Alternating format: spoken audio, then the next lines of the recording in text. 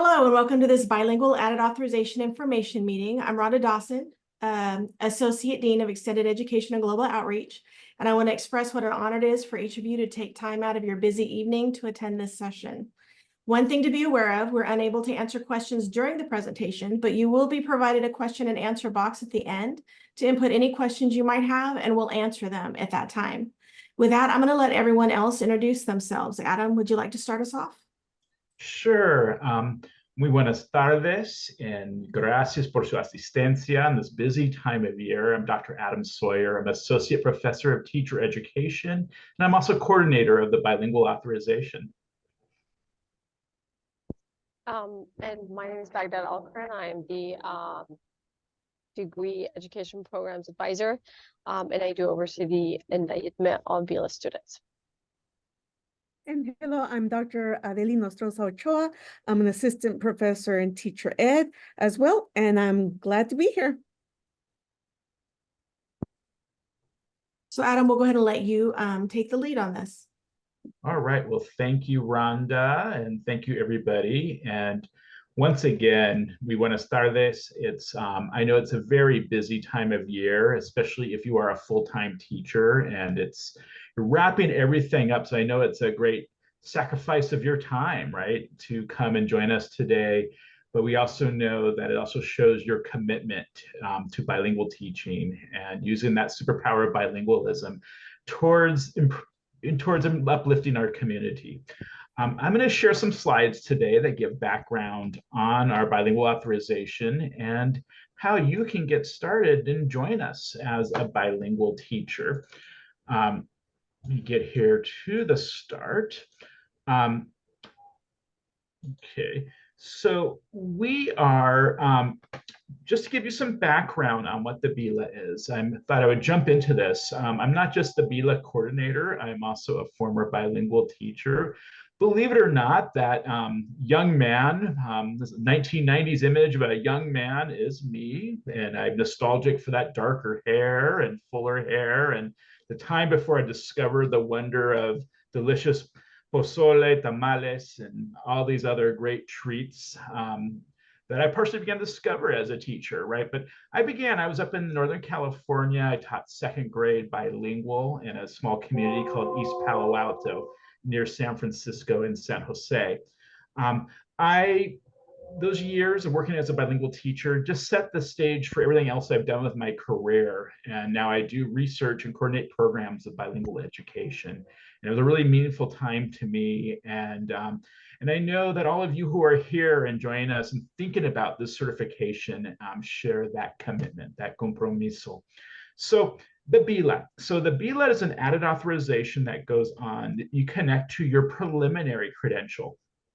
What's interesting is that during the program, we use the nomenclature bila, B-I-L-A, and then once you have the credential in hand, it's going to be called the Bilingual Authorization in Spanish, and it'll be called, when you receive it from the commission, it's another acronym, BASP. We love our acronyms in education, and that will be what you work towards. What this bilingual authorization in Spanish will do for you is that it adds on to what you already have. So within your preliminary credential, you are already certified to teach instruction for English language development, the so-called ELD, as well as specially designed instruction in English, the so-called SEDAI instruction, also for English language development. But what this certification will allow you to do and thus serve in bilingual and dual language programs committed to Spanish and English is provide that instruction for primary language development in Spanish, the so-called SLD, as well as the content instruction delivered in the primary language in Spanish. So now, Adeli, I've talked to the what this credential is, and now Adeli will talk a little bit about why. Yeah, so this is me in my young years as well.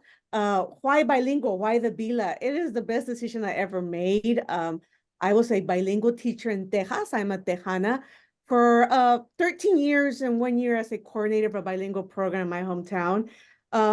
And so when I entered bilingual education, I was just thinking it was a way to be able to help my comunidad. I knew how to speak Spanish, but I only spoke Spanish at home.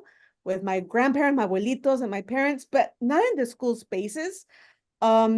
And then I decided this is what my community needs. But after I acquired my certification in bilingual elementary from kinder to 8th grade, I entered with an ideology thinking that I was there to help my students speak English, but then I left within 3 years, I realized it was much more than that, that biliteracy was what was important. And so here you see me, these are two of my favorite books that I have used in 3rd, but I've also used all the way up to 8th grade. Silvia and Aki in English and Esperanza Renace in Spanish. And these are the books that you see me in the other pictures using with my students. And I can proudly say they all are biliterate.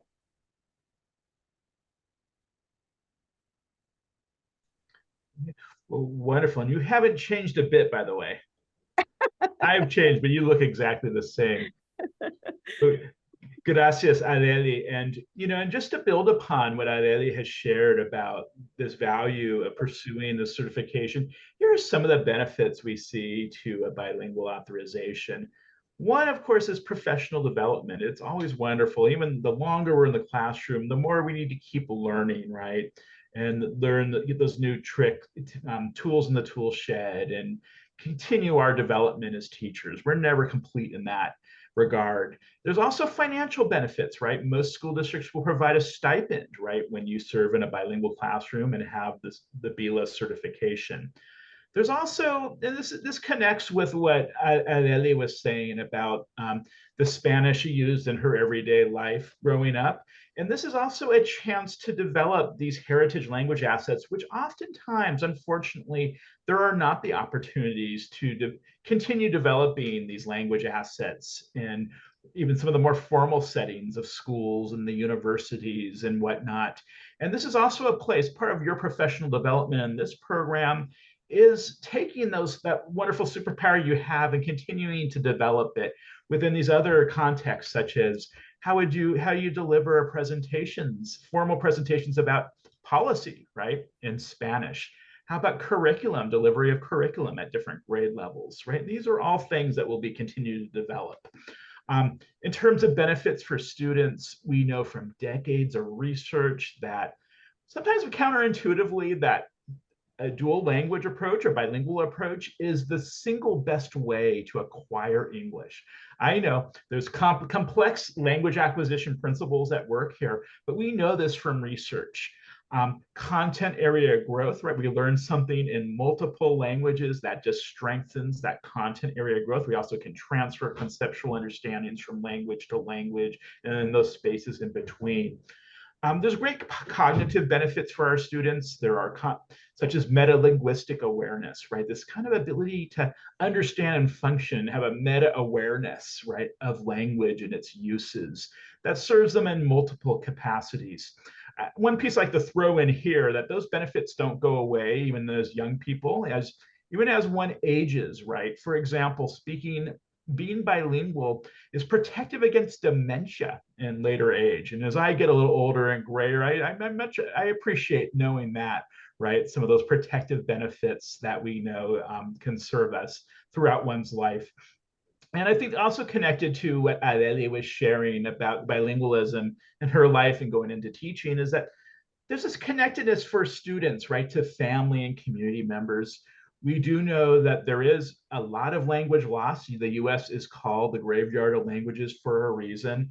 And it can be sad when we are not able to have those wonderful conversations between abuelos y nietos, grandparents and grandchildren, right? To connect, to have deep conversations and connection, and really connection to one's heritage and culture in ways that are deeper than language is so intertwined with. That's of great benefit and socio-emotional benefit for our students. Our students get there's future economic benefits. There's a very large labor market for those with bilingual skills, and it just increases those opportunities.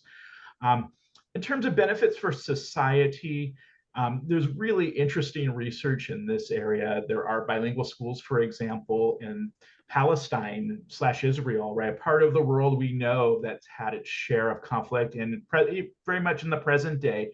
And there have been studies of bilingual programs in Jerusalem and other places where Palestinian and Israeli children learn in a dual language approach, and it increases capacities and dispositions towards peace and tolerance, right? So when we think about our own multicultural, multi-ethnic society, this is of great benefit to our community to have those inclinations, right?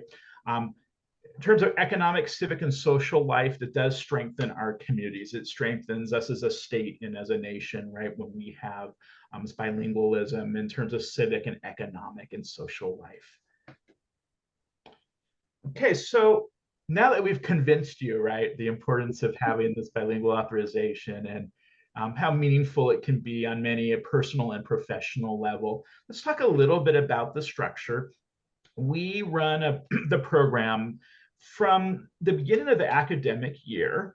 So if you're joining us as a teacher right now who maybe happened to go to CSUB at some earlier time in your career, maybe for the credential or undergrad, we begin in late August, so you'll be into your school year already. And this will be structured in basically a semester and a half. You're going to have 3 8-week courses that each are about half a semester. They're 3 units, they're full semester content, but they are delivered in 8 weeks. So it is compressed and it's fast paced, but you have a lot of support and a great, cohort approach to that. And they are hybrid. So we have in-person sessions we have a Kern County cohort that has 1 week on in schools in Bakersfield, currently Bakersfield City School District and Greenfield Union School District offer classes on the site in their district. So so people are all spared the parking at CSUB.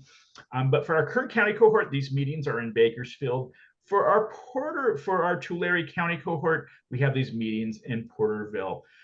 And we have in the past, right, when we do have interest from outside Kern and Tulare counties, and there's enough interest, we also have offered virtual options. And that just depends on applications. That's something that we can do when the demand exists. But we do love this hybrid approach that kind of balances convenience with also that chance to connect with your instructors and fellow students in person. When you are done, we will recommend you for the CTC for your bila, but this requires you've completed all your coursework and you have verification of language competence. This language competence, we're going to need to come back to. This is a real important piece, which I'll explain in greater depth going forward. But I also want to share that we have one role. Folks like Doctora Inostrosa Ochoa and I, we have feet kind of in the large research world in both the state and national level and in professional organizations and the policy world, but we also spend a lot of time in schools. We were classroom teachers, and these are true of all our instructors, right? They're very up on the latest research and practices and best practices in dual language education, while also being very in the ground in terms of understanding our schools in our communities in this region. And our program was designed it was a grassroots approach, that the original writing of our program by local educators who know our Central Valley and Antelope Valley region well. That's the program structure. And here's the course sequence. We follow a sequence from foundations to methods to fieldwork. So foundations being this larger background of history, language acquisition policy, principles of second language acquisition, program design. This is kind of big picture pieces with leadership and planning and bilingual programs. That's really important when we're entering into the field. From there, we move to a more granular lens of thinking about methods in the classroom. So thinking about Bilingual methods across the content areas course really thinks about how do we grow bilingualism by literacy, while also growing our competencies in content areas in both languages, at the same time, right? So complex work that really brings us into the grounded level of the classroom, followed by field work. You do, as it's a state requirement, to have a 20-hour fieldwork experience in classrooms. This is done and supervised by our instructor in the fieldwork class. If you will be in our Kern County cohort, you will have this delivered at Voorhees Elementary, which is a long-standing dual language school that's won state awards. And the instructors, we work very flexibly with your schedule to make sure you get those 20 hours in classrooms and through observation, co-teaching, multiple activities there. And there is another picture of my colega here, and I want to, we could talk about this to kind of get us a sense of some of the activities we have in classes. Yeah, one of the things that, you know, in my heart, I'm always a classroom teacher. I'm also an artist, so I like to do my teaching very creative. So this is a picture of me during my master's. I never stopped teaching while I was going for my master's because I just love the classroom so much. But one of the things that really changed my ways of implementing what I was learning in my master's and PhD program was how to connect theory into classroom practices. And this is one of the examples. It's a literacy box. And it's a literacy box that focus not only on my languages of the home, but also on the cultures. And by producing this literacy box, I learned a lot about my grandparents, my family, my indigenous background, but also things like novelas, you know, the Spanish soap operas, or let me say the Mexican soap operas. Those were literacies that, you know, I was holding. It could be prayers that were only done in Spanish. There were literacies that, these are literacies that are not necessarily welcome in the classroom. So there's a lot of crying because you realize you kind of try to push that away. You were ashamed of those literacies. But then towards the end of this box, you realize you have a lot to be proud of.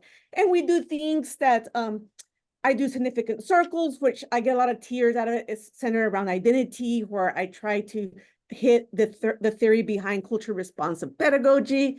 And then we do things like caminatas, walks around the neighborhoods where we teach. And it could be anything where you see, you know, murals, or have an interview at the panaderia, the bakery, or the tacos, right? The people that are making the tacos. And the last thing I saw, I was not too long ago, I was around a community close by that I saw the word nurseria, a nursery. And that made me smile because even that showed me a lot about translanguaging and how that is valued in our community. And sometimes we're not even aware of it as bilingual teachers. But these are just examples of things that we do. It's lots of fun. It really is, because it's more than language. It's also bicultural, multicultural learning. Right. Thank you, Adeli. And it, you know, and I think this gives you a little taste of some of the conversations and activities we have. This kind of work is very personal because all of us, whether you learned Spanish as your first home language, or somebody like me who learned it as a second language, right? We've had a journey in bilingualism and biliteracy that is very personal and very much connects to our identity and lived experience. And that's a very important when we in our teaching, right? This cultural aspect of the teaching you'll be doing in bilingual classrooms. And we will be modeling within our coursework, we'll be modeling activities you can do with your students that still also build all those academic skills that we know are going to be required in the work they do. So got a little taste of it there. And you know, you need to bring your tissue. I get to warn you, got to bring your tissues to our program. We do talk in the beginning weeks about, you know, Adeli talks about these cajitas de identidad, and we write about those experiences in life. And this can be very emotional, right? And I know that we have tissues, and you know, I get sometimes I get a little something in my eye as well. Eyes are well, or I yawn, right? But it is it's very personal, and you know, to us in the work we do. And you're surrounded by those who have been through a lot of these same experiences as you go and work to become a great bilingual teacher. So that's our course sequence and some of what you'll expect in the program. I want to talk a little now about the application process. We do have a final application deadline, and is going to be June 30th. And I'm happy I have Associate Dean Dawson here to make sure I can confirm this information we have an early bird deadline of June 5th. And Associate Dean Dawson, are we still waiving that the application fee in that regard, in that way? Yes, we can. Yes. All The right, application thank fee is you. $35, so that'll save them $35 if they get it in. Hey, $35, that's half a meal right now. So it's wonderful. Well, thank you for that. So the application can be accessed through this link, and which is also, it's available on our website, the CSUB bila website. You can download this and fill out the application form. And we have two methods of submitting your application. One is by US mail or dropped off at the CSUB Extended Education. You have that nostalgia of returning to campus if you are a runner, a past runner. And if it's by mail, if it's postmarked by those deadlines. So my suggestion, right, I think $35 is $35, and there's this priority review, is if you are serious about applying this year, this is a chance, right, when you're just kind of done with the school year and you're still kind of thinking in that school mindset before you go out for the summer, get this submitted and then kind of let go of it for the summer. So that's a great opportunity there, but there's also that June 30th deadline if you need more time. But the application's not very extensive, but there are important admissions requirements to be aware of. You need to have that valid California multiple subject, single subject, or ed specialist teaching credentials. So some form of a preliminary credential. If, for example, you are in a credential program now, or you're an intern and you'll be receiving your credential over the summer, if we have a way, right, of verifying that, and that you'll have that completed by the time classes start, then that can lead to admission as well. So that's also something else I'll get to. I'll talk more about this language competence. We highly recommend that you work towards meeting the Spanish language competence as soon as possible, even though this isn't an absolute requirement for admission. So I'll talk more about that. But before I do that, Baghdad, did you have anything you wanted to add about applications and anything? Yeah, so because when I evaluate the GPA and stuff, we do, just give me a second here. Do we look at the GPAs? Let me just see. So actually, no, just make sure that they have their credential and they have, we said we're waiving this. He said they do have to have their CSET before they apply to the state. So you can apply if you don't have your CSET Spanish subtest 3. But if you don't, you can still apply. You would just have to make sure you have it done or completed before you apply to the state when you complete the 3 classes. But as far as for me, just make sure you submit the application before the deadline. And if there's anything, if there's any additional information that I need, I will be in contact with the student. And I'm going to jump in and just say that one of the reasons that we don't have a GPA requirement is because if you received your credential, you had to meet those GPA requirements already. So that's why we don't actually go through that whole rigmarole for the bilingual program. Okay, I was confused between the real and the bila, so I had to just quickly review it.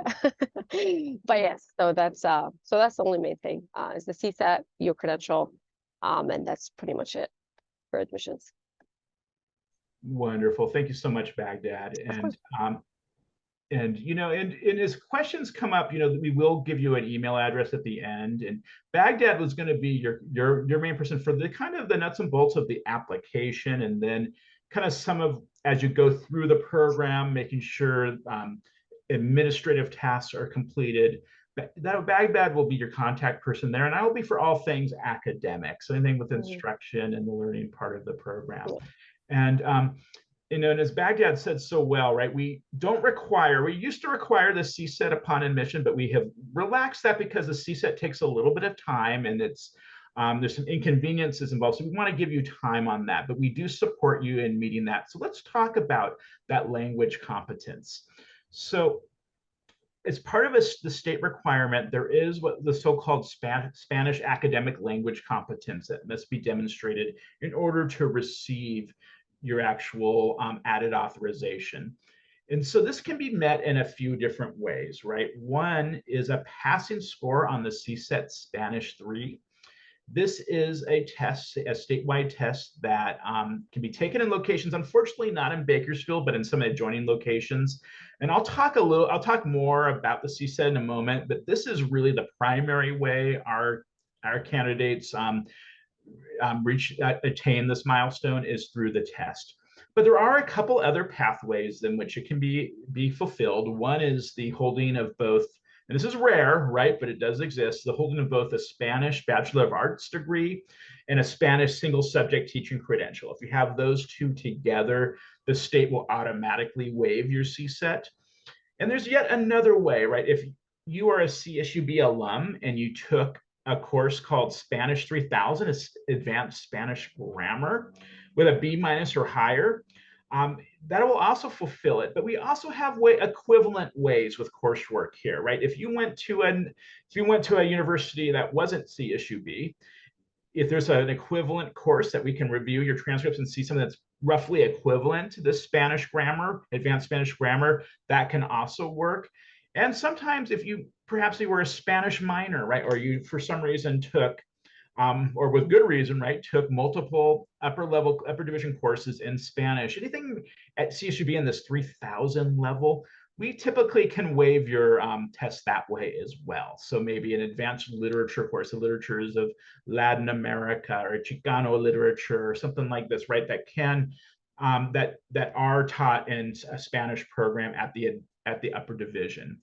So if there are, so we as I mentioned, we will have our bila email we share with you.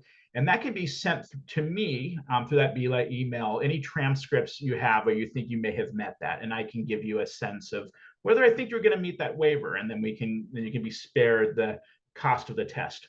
All right, so the CSET Spanish 3, this is a test that is offered, unfortunately, not in Bakersfield. Rhonda and I have been fighting this battle for years with the Pearson, the big testing company, but to no avail. And si se puede someday, right? But it is only offered in Fresno, Pasadena, Santa Maria, Anaheim, and Westlake Village in Southern California. So there will be a drive involved. It is offered only within certain time windows. So it's something you really need to plan ahead on.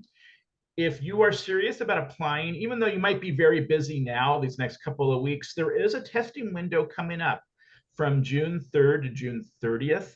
I would absolutely register as soon as possible, but because even though most of our applicants will pass the test on the first time, some need a second time. Those first results will be available in July. So I would highly recommend registering as soon as possible. There is a link here. The test costs $99. There is a very helpful guide to the types of items and how the time allotment to each type of item here at this link that the test company provides. And it's a great way to practice. I do know part of doing well in exam is not just your knowledge in that area, but also knowing the test, right? So spending that little time ahead of time is very helpful. And sometimes as we learn about test preps being offered by county offices and that type of thing, we also will share that with those who express interest in the bila. So that's the CSET Spanish 3. It's a big piece of the requirement, one to get out of the way, but one in which the vast majority of our candidates are able to get through on their first chance. Okay, so funding. You may have, if you saw our flyer, maybe there was a little bit of sticker shock because there is a cost involved with the bila, but there are more and more funding opportunities available. And I got some great news today, and this is hot off the press. I don't even think that Rhonda knows about this, is that our Kern County Superintendent of Schools just received funding through the Bilingual Teacher Professional Development Program. So if you are a Kern County educator, there may be scholarships available that would cover the full cost of attendance. There's a certain number they have. They have certain districts that are on their priority list, but then they will broadly open it up based upon they'll probably have some type of lottery system if they have more demand than availability. So anyway, that's very exciting news. And these are $5,000 scholarships that really does cover the cost of attendance and including your test taking that you'd have to do. Anyway, we will, when you registered for this webinar, you gave us your email information. So we will be sharing, as the county office has information available on that opportunity, we will contact and share that information with you.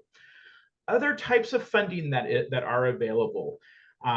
There's generous support from the following school districts fully fund the cost of attendance for teachers in those districts.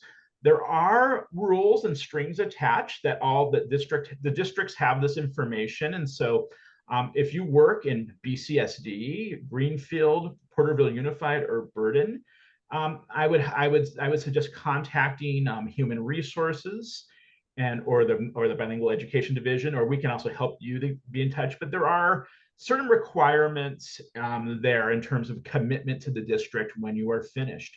But there's a lot of generous funding available, as well as funding for professional development.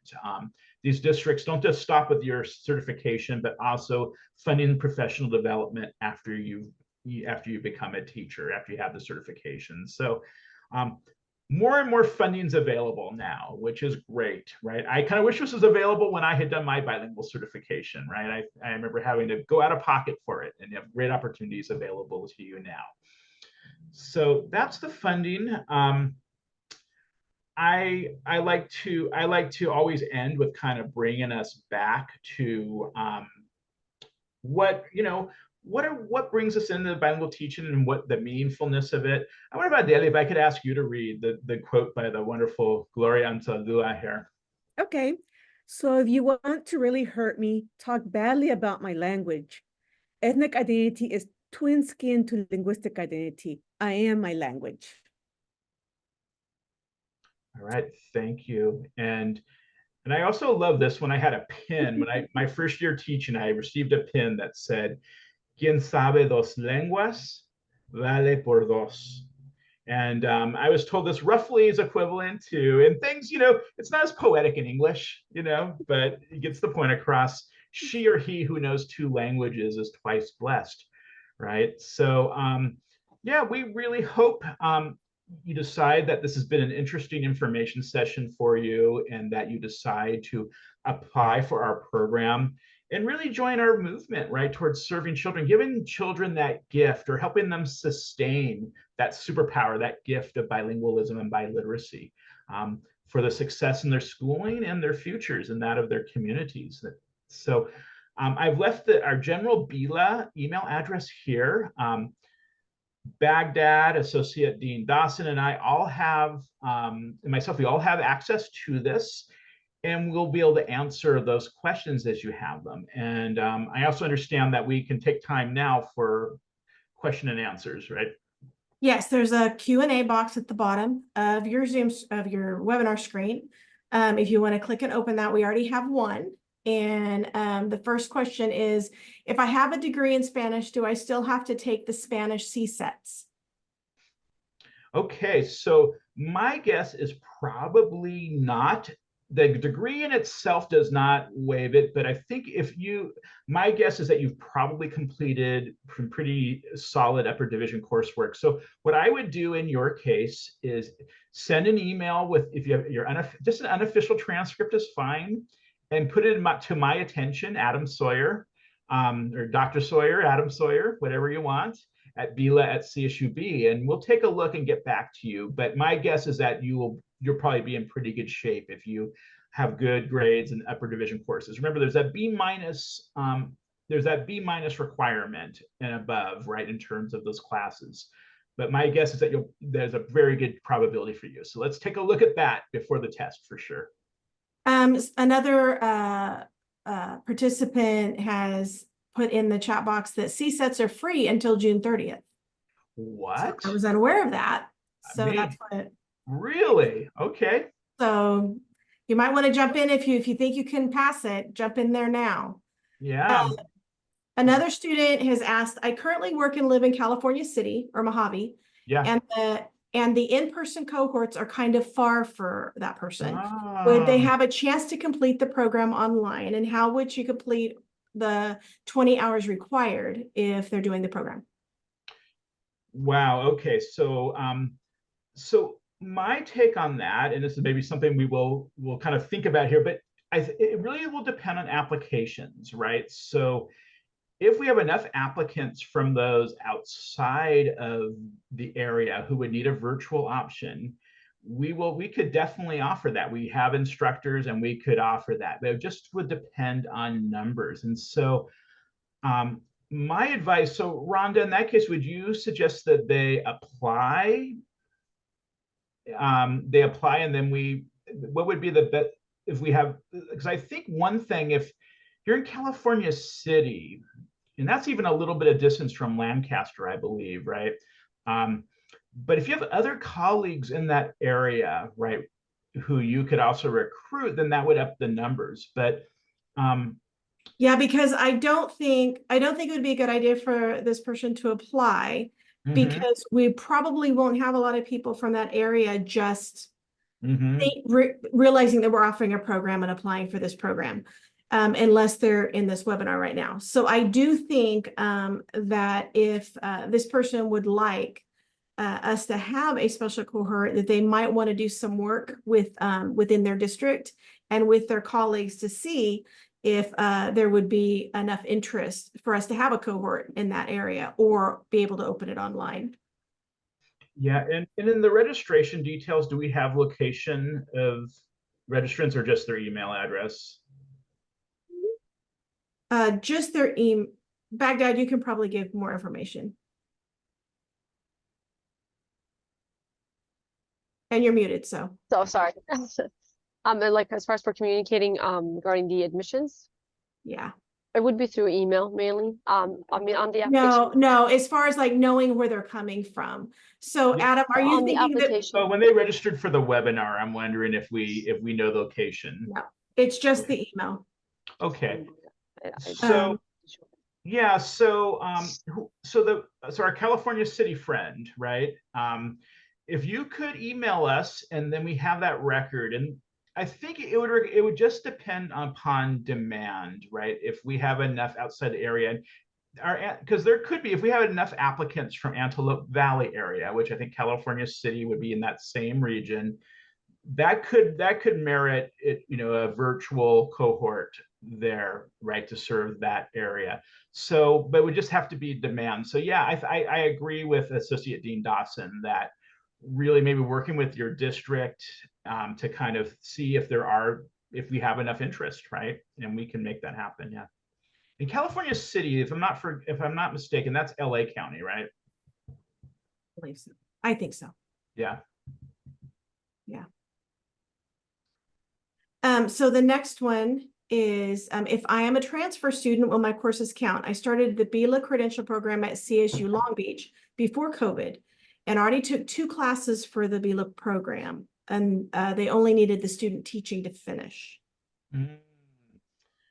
Yeah, so the tricky thing there, right, is that there are new standards now that were just implemented last year. So it might depend. And I think we got this question in an email very recently too. So I've been thinking about this one. But the standards did change. So we might have to do a review of transcript and also look at the syllabi and see if it's roughly equivalent to what we offer. And I don't know if there's other things we need to consider there, Rhonda. I think that we would have to look further in. I would probably need to check with our accreditation specialist to find out because there is, you can't recommend a credential where all the coursework is taken elsewhere. So we'll need to look into that. There would be a residency requirement. So with just 3 classes, my instinct would be that they would need to take all 3 classes at whatever institution that's going to recommend their credential, but I can definitely look into that. So if this person wants to resend the email to the bila email, then I'll respond after I get information about at least about the residency requirement. Right, and it sounds like this was taken as part of a multiple subject bila program. It sounds like it wasn't a added authorization, right? The program. Right. If student teaching was involved, right? Because we don't necessarily have student teaching with our added authorization. We do have the fieldwork requirement, but that's not quite like student teaching, right? It's not designed quite the same way. So anyway, Adam, Adam, it looks like the California City is in Kern County. Oh, so they could qualify for that They funding. could qualify for the funding, but they can't make it to the classes. So I think this is going to need to be an off line discussion, probably working with this student. Yeah. Maybe they can send an email directly to the bila email again. Yes. And then you Maybe can we work could with follow them. up from there. Yes. Yes. I love it. I think that's a very good idea. Yeah. Because there might be, so with this Kern County funding, if we're having some of the places that are farther away from Bakersfield, maybe that would merit some attention to that. Something we can, look at. Yeah. Okay. And then this person does not have a degree in Spanish, but they want to know if a verbal interview would work. Another university, Cal Poly SLO, waives the CSET if a verbal interview confirms the language competency. Yeah, so that's wonderful. Unfortunately, we don't have that ability. There is a special process that has to be approved by the state. We don't have that approval to do that. For the field coursework, I will be working as a kinder Spanish teacher in the following school year. Well, they still need to do those hours on the side, the field work. So, okay, can you read the question? What's the placement again? They were working as it looks like a kindergarten Spanish teacher in the following school year. So is it a dual, if it's a dual language placement, what we would have you do is work with your instructor, who's also the supervisor of the program, to complete those hours in your own classroom. If it is a dual language placement, we could probably do a chunk of those hours in your own classroom, but we would probably also, the instructor would probably also require that you do some observation of another teacher, of an experienced dual language educator in a different setting. So I would say to some of it could be completed there in terms of teaching that you do that could be supervised either through video or in person by the instructor. So it looks like that we have answered all the current questions. We're going to wait just a second in case another question crops up. Remember, you can reach out to any of us, if you want to reach out to Dr. Sawyer regarding specific answers for your course requirements, your competency requirements, any of those things, you'll want to email the bila email. You can also email Baghdad or myself directly. It's our first initial and last name at csub.edu. I don't think there are any numbers appended to your name. Is there, Baghdad? There's numbers? No. No, in your email? Mm-mm. Okay, so yeah, it's just our first initial and our last name. I can type it in the chat. Just my email. They can't see that. So if you will, you can just do that, and you can also reach out to us. We do have access to that bila email, but you can also just reach us directly. We really look forward. Oh, here we go. How many admission dates does the program have? Is it only August through March every year? Or is there other admission dates during the year? For example, something in December/winter. Yeah, so for the coming year, we're only doing the August to March. Yes, for this year. Occasionally we've done additional ones depending on the need. But right now we don't foresee a need for additional cohorts in this coming academic year. And I think the one wild card with that would be the funding and the timing of the funding from the state that the Kern County Superintendent of Schools has. But right now we don't anticipate, we have this one entry point this year. Yeah. And our technical person has put Baghdad's email into the chat box that everyone can see. So anyone can reach out to Baghdad directly regarding their admissions requirements, the paperwork, submission, cost, any of those things. Same thing, just can I mention something? Yeah. So as we get closer to the start date of the class, I will be the main person in contact with all the students. So expect an email from me for the bila registration. Usually I'll have and send out an email with the registration form and the bila course information, detailed information. That way you guys fill it out. All you gotta do is just send it back to me and I'll go ahead and register you guys so that I can have you as a whole cohort for that year. And same thing for the rest of the classes until you guys are done. And then after that, I'll follow up with an email instructing you guys how you can apply to the state to get your added authorization on there. So I want to add and let everyone know that this information session will be recorded. It has been recorded and it will be posted to our website, much to the chagrin of all the panelists. But it will be available so that you can, if you have friends who have not, they were unable to attend this meeting, they can then go on and have all of this information. I don't believe the question and answer piece was recorded, but everything else was recorded in this session. I want to once again say thank you to everyone who attended. We had really great questions. I feel really confident about this next group of students coming in. This is a really special program because it is a different program than anything that we offer, because it does have such heartfelt, there's just a heart in it, just because of the subject matter. And it's just a very special program that I'm proud that we offer. And Dr. Sawyer, I do want to add, he has been instrumental in writing many of the state, he's been on the committees and things to write all of the state standards. So this particular program is one of the best programs in the state. I know there is a price tag, but we get no complaints about it, aside from it is a lot of work. But aside from the fact that it is a lot of work, you will come out of this program being able to utilize this in your classrooms and within your districts. So I feel so confident that it is a value to you and your career and your communities. Dr. Sawyer, I'll let you take us out. All right, well, gracias, Rhonda. Gracias, Baghdad. Gracias, Adeli. And yeah, and like Rhonda says, it's mucho trabajo y muchas lágrimas. And but we really, but it's something special. This gift of bilingualism, the superpower, is something very much to be nurtured in our children and in the community. And you're not just transforming the child, you really are transforming communities, and it's very meaningful. And so we thank you for being here and your interest.